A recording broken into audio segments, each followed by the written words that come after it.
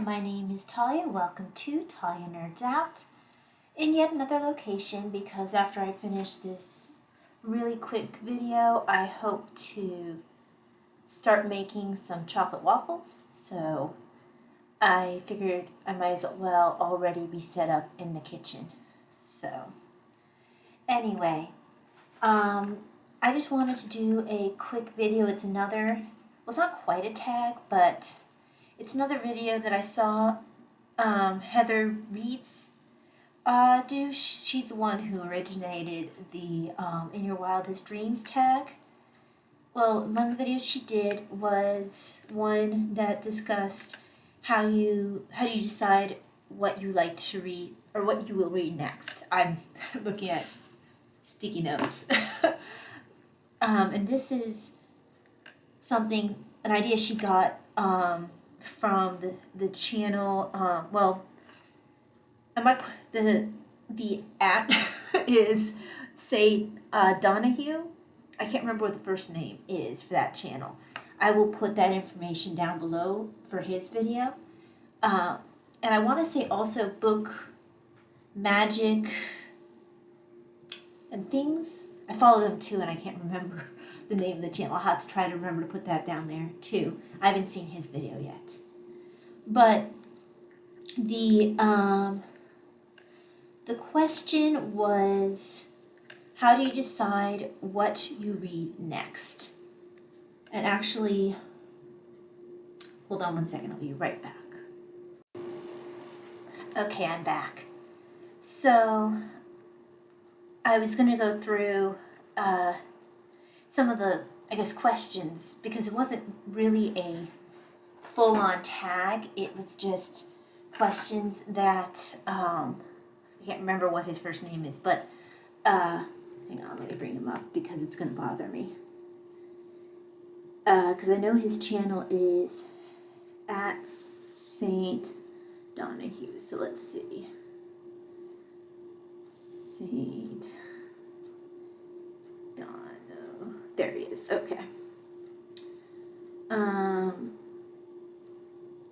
Steve. Okay, so Steve Donahue.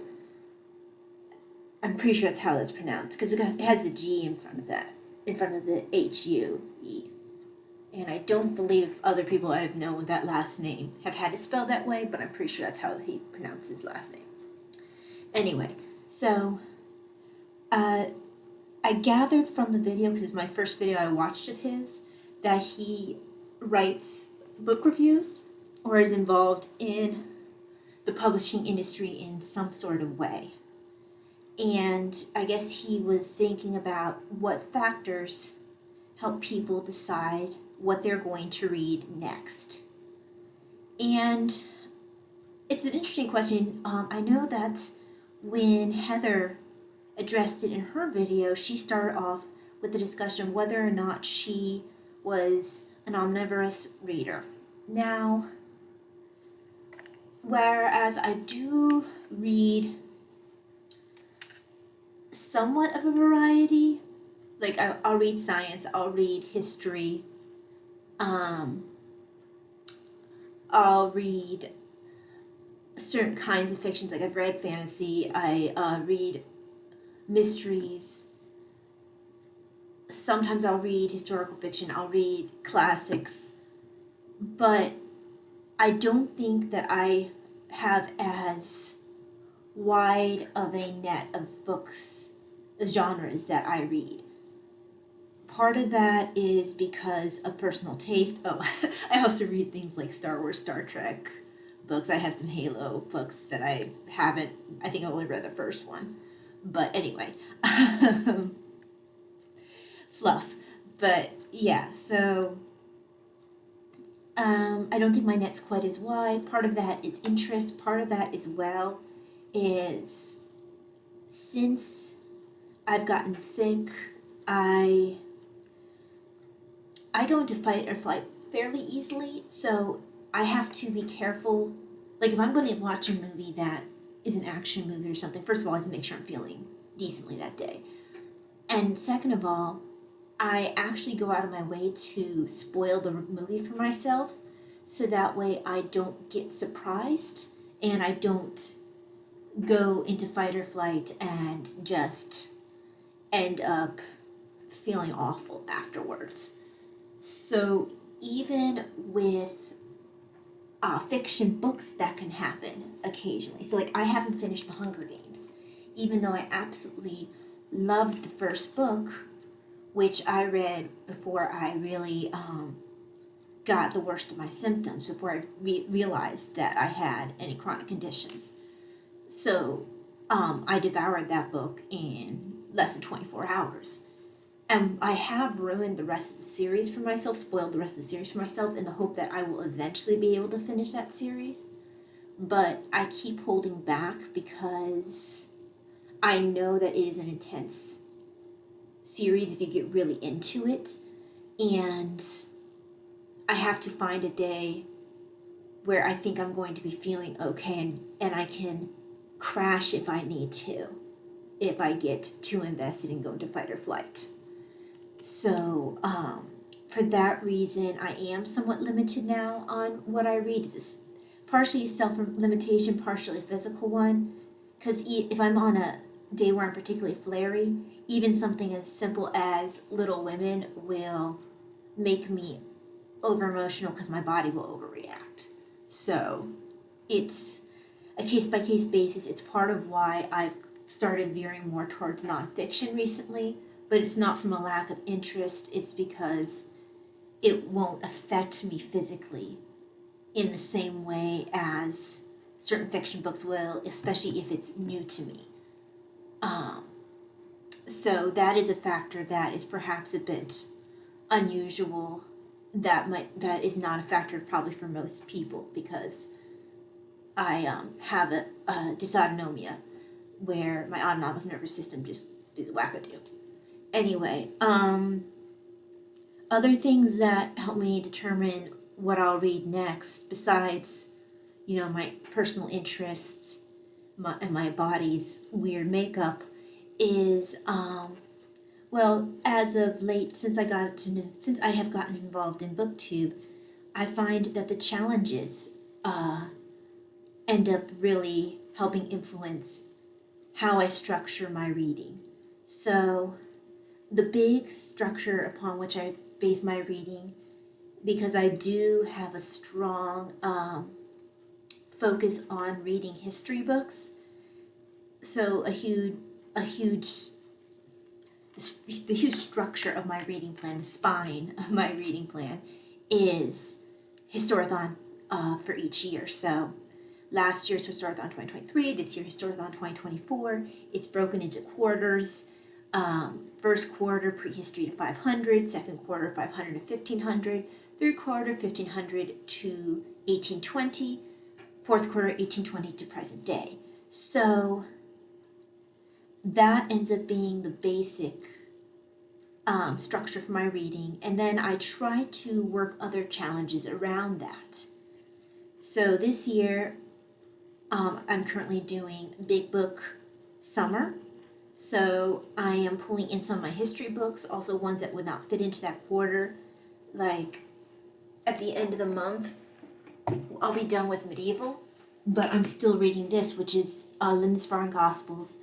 This would be strictly medieval, but since this book is over 500 pages, over 400 pages. I believe it's over 500 pages as well, but no, it's not. It is 479. But regardless, over 400 pages works for the Big Book Summer. So because this hits that page limit, I will continue reading it past its normal date for Historathon and just use it for Big Book Summer. Now, other things, let's see. I generally take part in some way, shape, or form in Jane Austen July. And then I definitely take part in December in the Christie's Missing Readathon. And everything, I put aside everything for the Christie's Missing Readathon, because I'm an avid Agatha Christie reader. I've read her since I was like 10. And I have read almost all, if not all, of her books. I for a long time I didn't read much of Miss Marple because I didn't care for her. I was very much Poirot focused. So it's been only more recently that I have branched out a bit more and appreciate some of her other works. Although I still don't care very much for her Mary Westmacott works, which that's when she was trying to write non-mystery books. And it's not because the writing's not good. I just have very much disliked the characters that she's written in the one that I have read. I just found them horrible people, so I just didn't want to continue. But I have her whole collection of the Mary Westmacotts, if I maybe want to go on to one other books in there. But I usually put aside everything for that because I know that if I focus purely on that, I can knock out enough of those books that I pretty consistently can beat everyone else in how many are read. And I'm a very competitive person, or at least a fairly competitive person, so it's very important to me that I keep at the front of the pack for that. Even though I know that might not always be the case that I can do that. Generally, I can read about at least one to two, sometimes if I'm on a good day, 3 Agatha Christie's in a day, just because she's such an easy read for me. She's a relaxing read. If I don't feel well, she's like the perfect read because I, for the most part, her stuff isn't going to trigger any sort of physical reaction. I find it to be very relaxing. And I understand why in,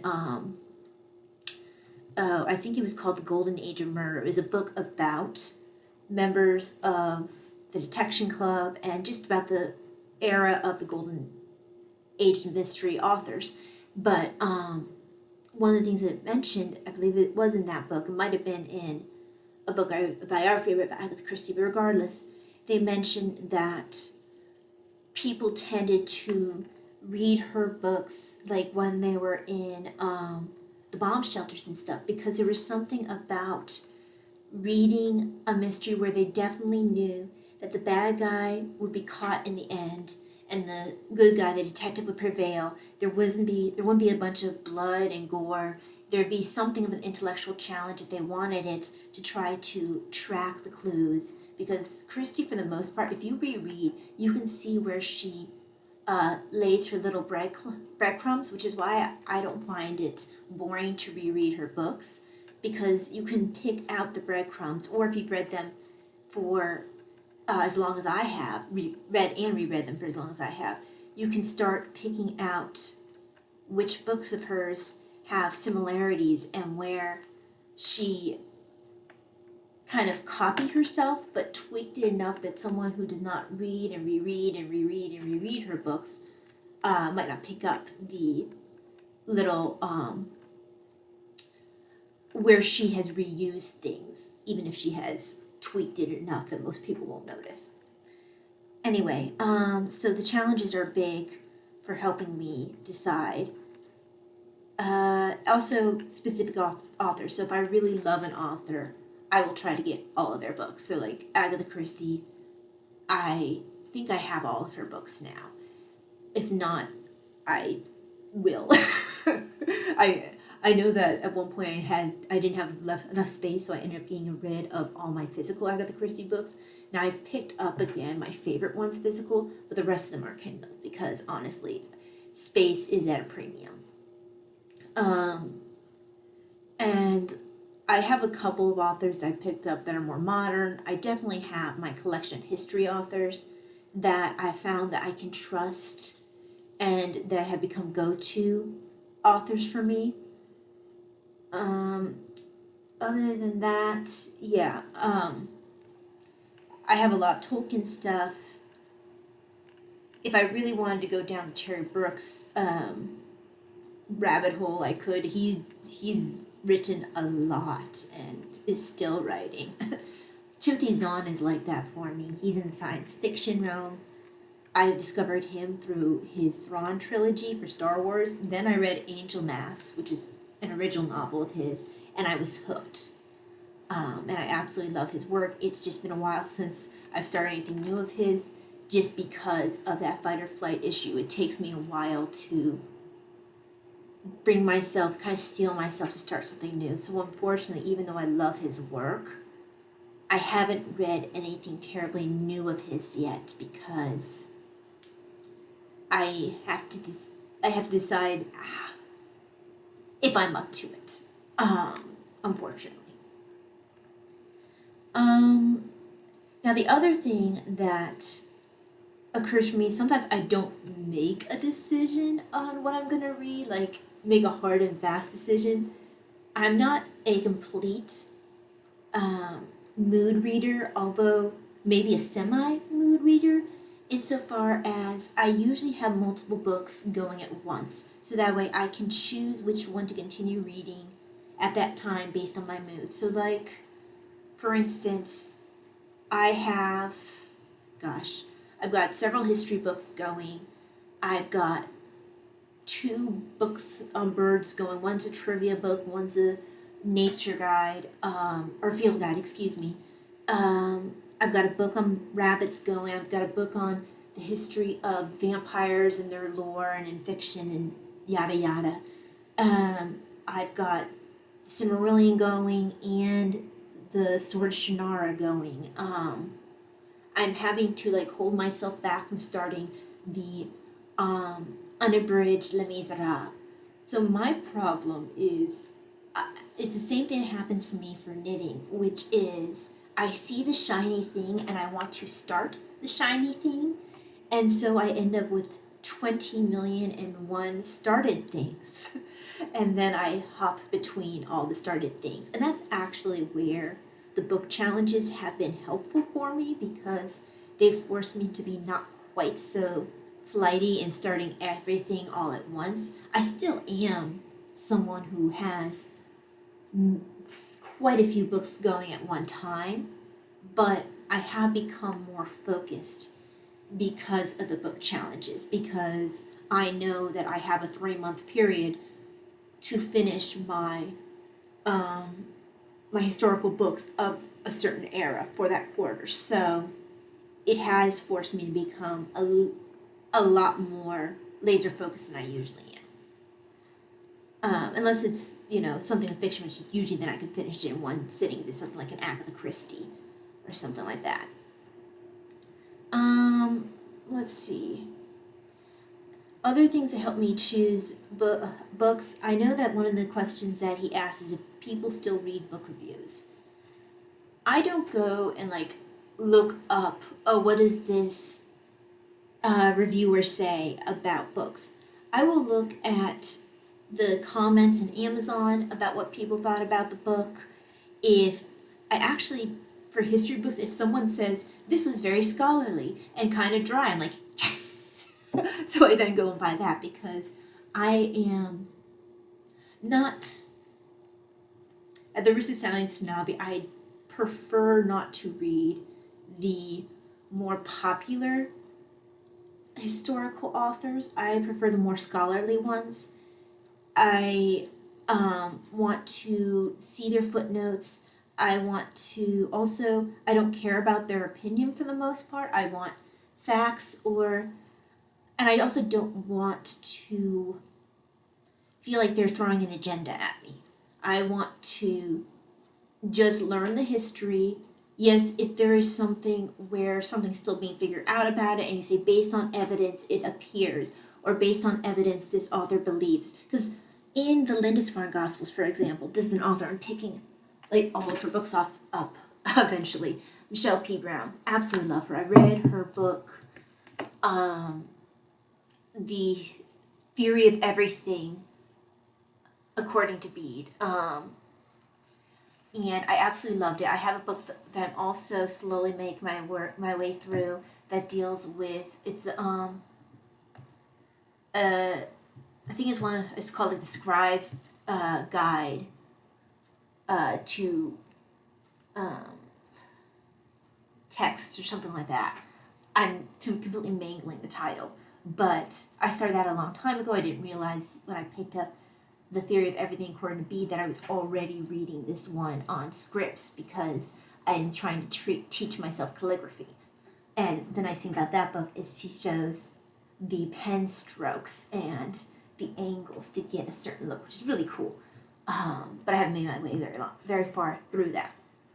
But what I've discovered, I like her way of writing. I like the fact that when there's something that is still, there's not any hard or fast proof or something, so theory has to be gone into, she will support her theory with evidence and also state, here are some other theories, but this author is inclined to believe X based off of Y and Z. So that's my preferred way. Which means sometimes I have to read and reread sections if I'm tired, because I know I don't always fully absorb, which is why I probably will end up rereading a lot of these books, because I will probably get something new out of it each time. Set this one over here. Okay. So, those kind of book reviews, reviews underneath Amazon. Sometimes I'll look at Goodreads. I will only somewhat look at star ratings. A lot of times I base it off my own interest, because especially for history books, sometimes I think the star ratings go down the more scholarly the book is. If you have the average casual history reader who will maybe dock it down a rating if they find it's too dry. So I don't always let the ratings sway me. I'll look at the, if I have the ability to read a sample of it, if there's a Kindle version, I will do that, because I can determine then by the style how scholarly it is. If I find it to be scholarly enough for me, if I find too much slang or it just feels too, I don't know, just not professional, then I know I will pass that book up.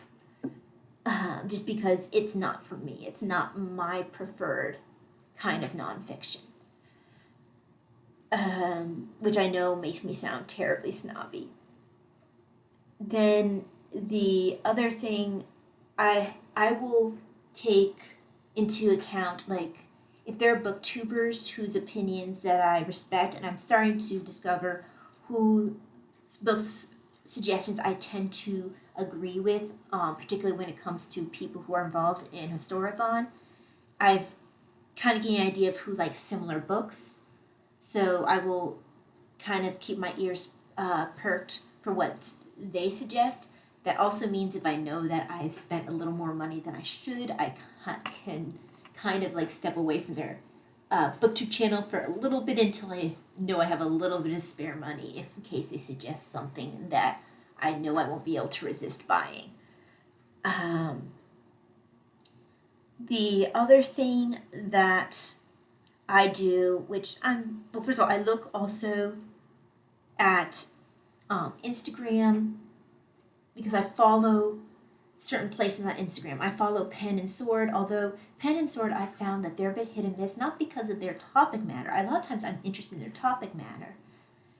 I am not terribly impressed all the time with their editing, or even some of the books they choose to publish. I don't necessarily always feel that they're the highest quality.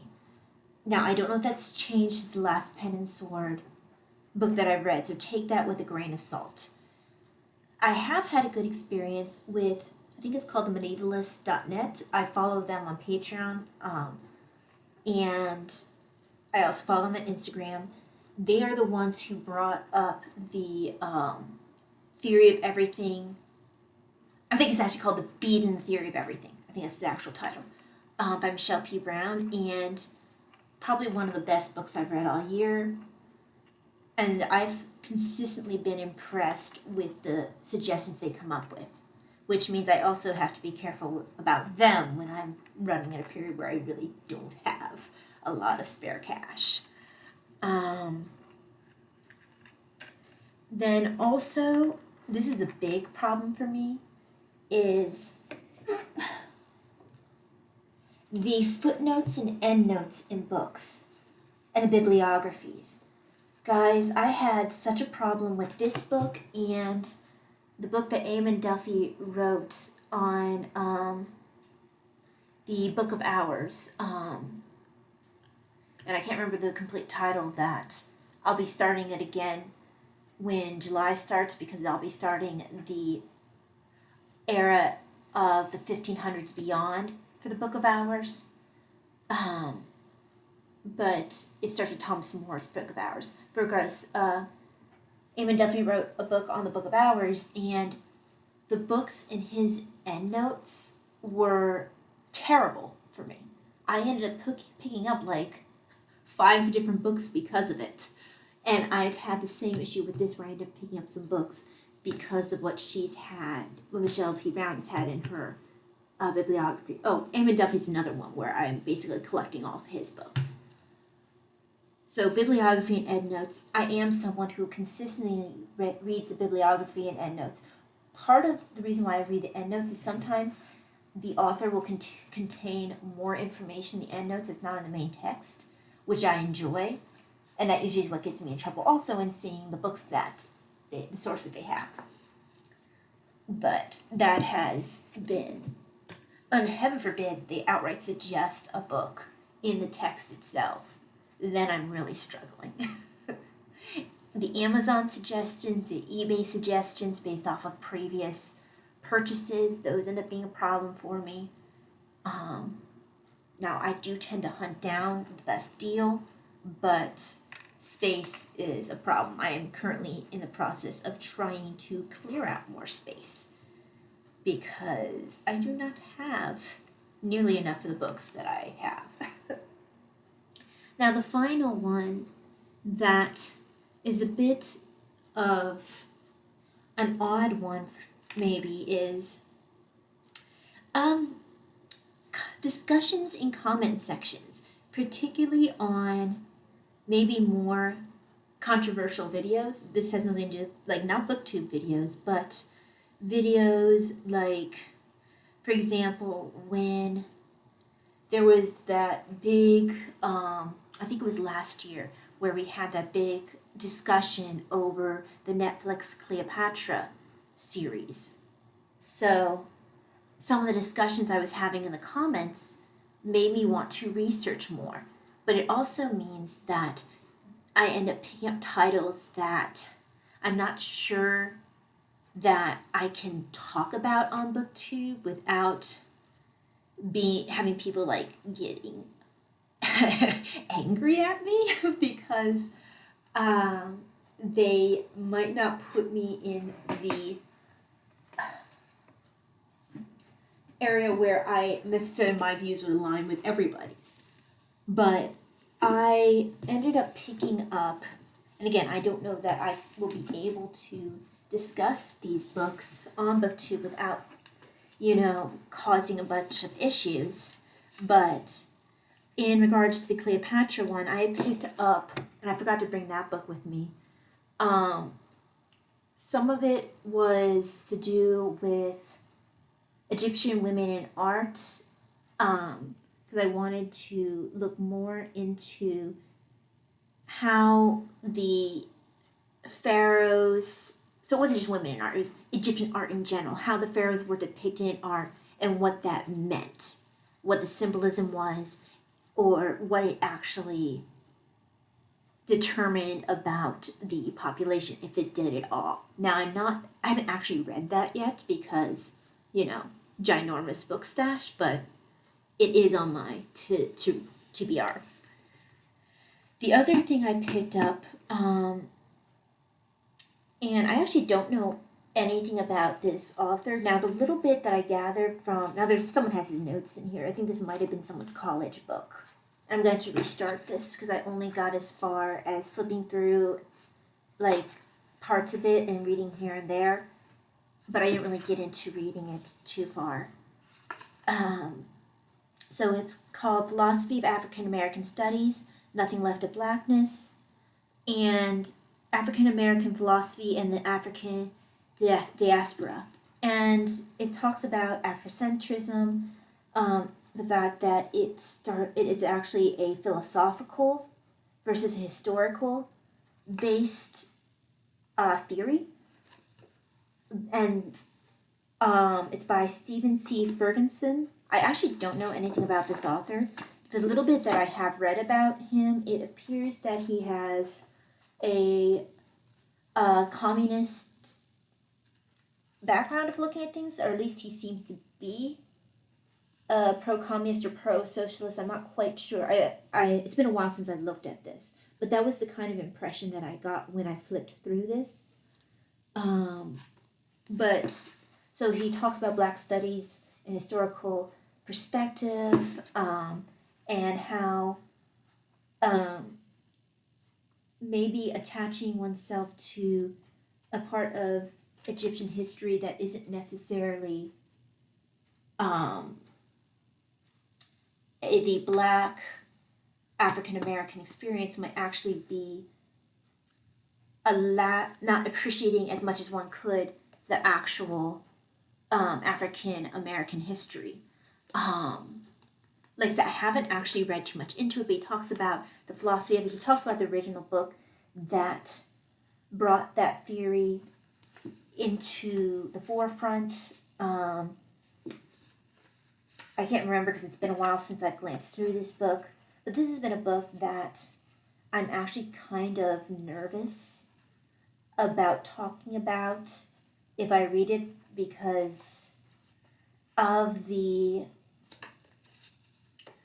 political ramifications that come connected to this, and I'm afraid that intellectual curiosity is not, or a open conversation is not nearly as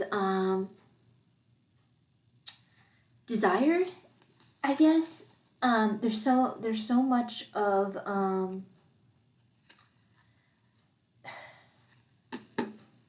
tribalism, and I don't mean like people choose their sides, and there's not as much conversing maybe as there could be, because it makes it so that I don't know that I feel like I could talk about this, even though I'd like to. But yeah, so I've got this from one point of view. I think this comes from this guy. Okay, so he's an associate professor in liberal studies at North Carolina A&T State University. I don't know anything about that university. He's the co-author with John McClendon of Beyond the White Shadow, Philosophy, Sports, and African American Experience. I know nothing about that book. He's written for Socialism and Democracy, Cultural Logic, and The Black Scholar, among other journals. I think I ran into I found out about this book when I was researching stuff about Afrocentrism in regards to Cleopatra, and how she has been co-opted by that new philosophical movement, or I don't know how new it is, but by that philosophical movement, even though she was Macedonian in background, because she's from the Ptolemaic dynasty, and there was a lot of intermarrying within that dynasty. I think not only is it a way to keep that bloodline, pure, but also because that's what the Pharaonic tradition was the marrying of siblings, a la Osiris and Isis. But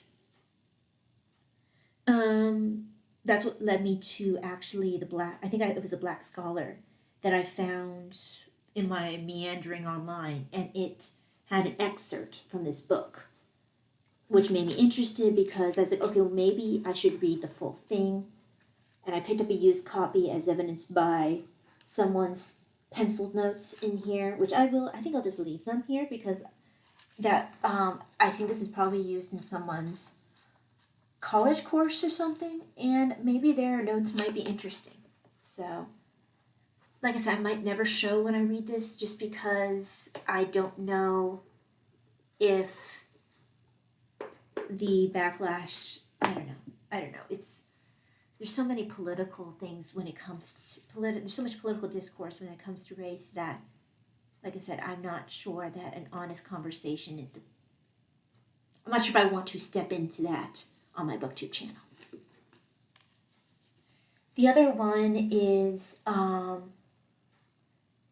so this is from the more of a point of view of someone who does what's it called? It's called African studies. Hold on.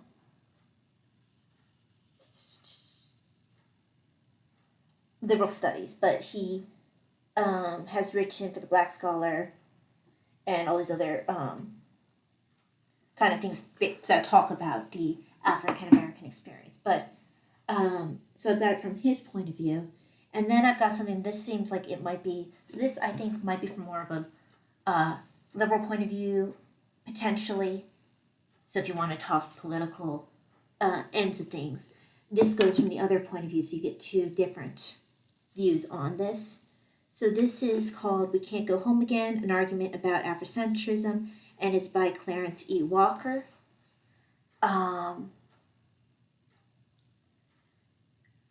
And this has a bunch of things in the back, talk from different people. One who wrote Not Out of Africa, and the co-editor of Black Athena Revisited. I think, is Black Athena the original book that talked about Afrocentrism? I'm not quite sure. I know it addresses that in here.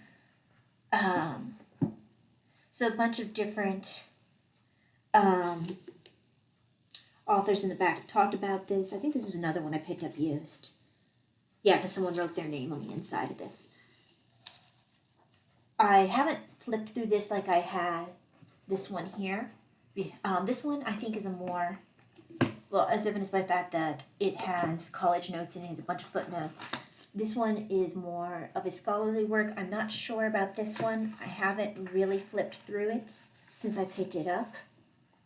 Well, it looks like it does have notes, which is always a bonus in my book. I don't tend to prefer reading nonfiction books without some sort of footnotes or endnotes or something, because it makes me question where the research comes from, because otherwise it can be like, the sources, trust me, bro.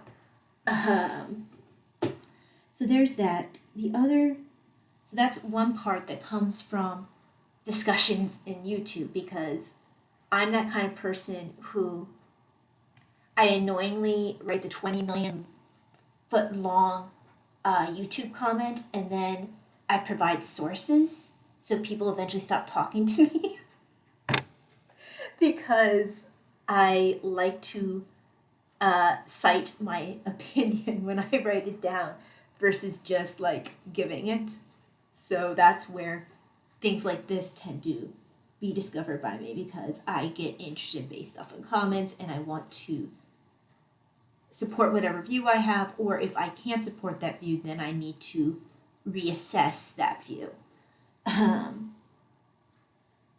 The other thing that influences me is also family suggestions for books, family recommendations if we tend to read some of the same things. Like my dad suggested something on the history of addiction, which I do look forward to reading because that's well in my area of being interested in medical history or medicine in general. I was formerly a nurse before I became too disabled to work, but that is an area of interest for me.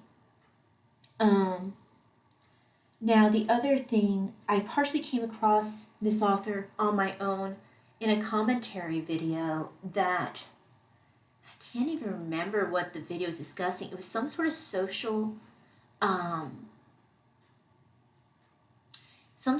commentary, and I can't remember what it was, because I came across Malcolm Gladwell through one social commentary on YouTube.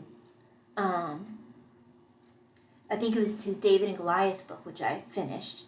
I'm reading another one of his that I need to finish. I can't remember which one I'm reading, because it's been a little while since I've read it. But off of that, I then discovered Thomas Sowell, and I can't remember if my dad introduced him to me, or if I found him on my own. But I started his controversial essays, and those I do read here and there. I also know, for one thing, they are a very deep discussion, because I usually have to sit there and mull over it.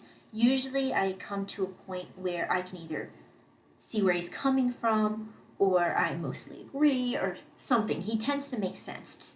But those are his controversial essays, which means that not everyone is going to, well, not everyone's going to agree regardless when it comes to that kind of commentary, but because these are controversial, they are more likely to have more people disagree with them, probably. Because I have enjoyed what I've read so far, I discovered that he wrote actually something on history. So it's Conquest and Cultures, and it's a culmination of 15 years of research and travels that have taken the author completely around the world twice. Its purpose has been to understand the role of cultural differences within nations and between nations, today and over the centuries of history, in shaping the economic and social fates of people and of whole civilizations, focusing on 4 major cultural areas: that of the British, the Africans, including the African diaspora, the Slavs of Eastern Europe, and the indigenous peoples of the Western Hemisphere. Conquests and Cultures reveals patterns that encompass not only these peoples but others, and help explain the role of cultural evolution in economic, social, and political development. So this is something that I think that I would have to really get a feel for to see how much I could discuss this. I know that for some people, Thomas Sowell could be a bit of a controversial figure. He seems to be what I've read of him, he just seems very intelligent. At least he definitely makes you think. Now, this book came out.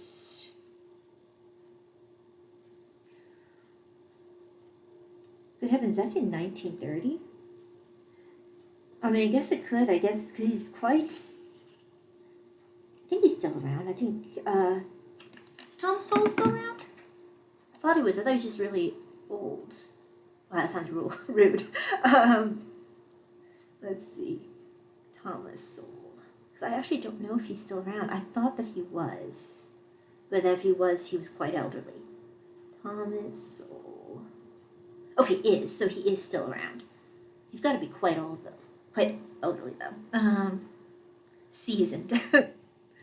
Let's write Thomas Sowell age. Because I actually don't know how old he is. I thought he's quite elderly. Let's see. 93. Okay, I thought he was in his 90s at least.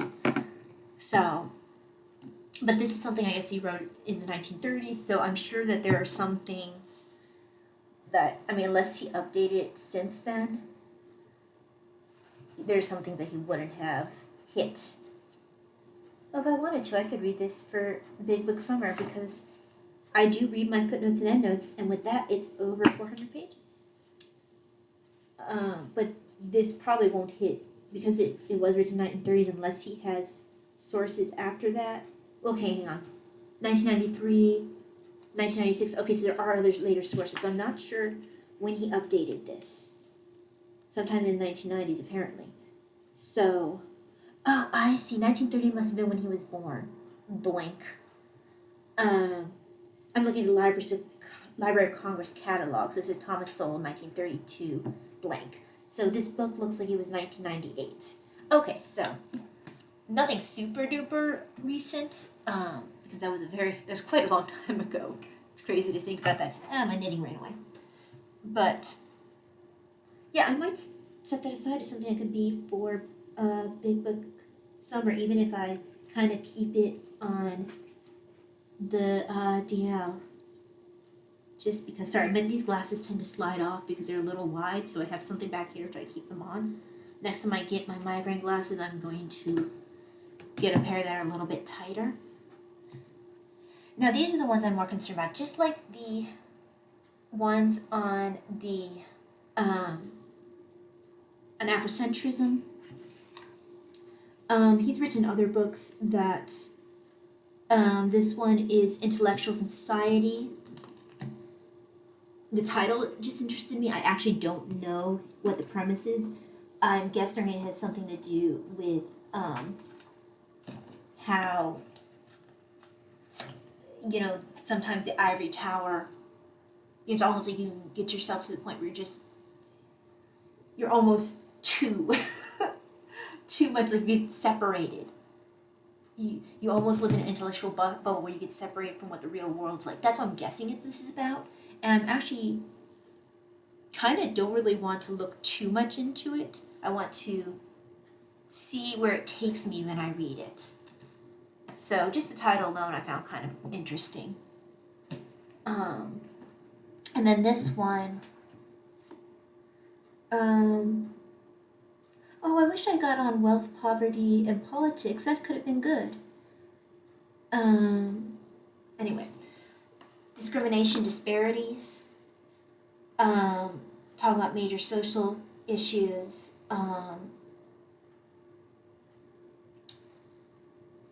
It's like these are the books that I'm interested in, but these are my books that are the kind of ones that